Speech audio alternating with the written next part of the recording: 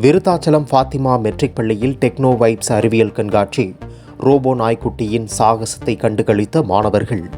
Virudhachalam Fathima matric மேல்நிலைப் பள்ளியில் Virudhachalam techno vibes என்ற தலைப்பில் அறிவியல் கண்காட்சி நடைபெற்றது. பள்ளியின் முதல்வர் விர்ஜில் மேரி தலைமை தாங்கி கண்காட்சியை தொடங்கி வைத்தார்.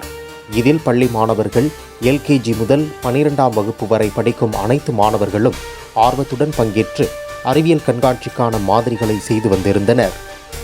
பெற்றோர்கள் ஆர்வமுடன் பங்கேற்று மாணவர்கள் செய்து வைத்திருந்த கண்காட்சி மாதிரிகளை பார்வையிட்டனர். அப்போது மாணவர்கள் செயல்முறை விளக்கம் செய்து காண்பித்தனர்.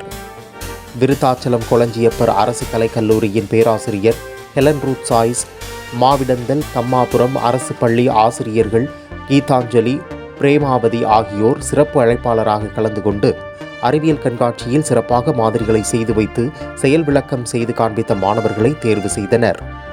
அவ்வாறு தேர்வு செய்யப்பட்ட மாணவர்களுக்கு பரிசுகள் மற்றும் சான்றிதழ்கள் வழங்கப்பட்டது. பள்ளியில் ரோபோ நாய் இடம்பெற்றிருந்தது. பள்ளியின் மாணவர்கள் இந்த ரோபோ நாய்க்குட்டியிடம் கை கொடுத்தும் வணக்கம் தெரிவித்தும் மகிழ்ந்தனர். அப்போது ஒரிஜினல் நாய்க்குட்டி செய்வது போலவே பல வேடிக்கைகளை இந்த ரோபோ நாய் செய்து காண்பித்தது.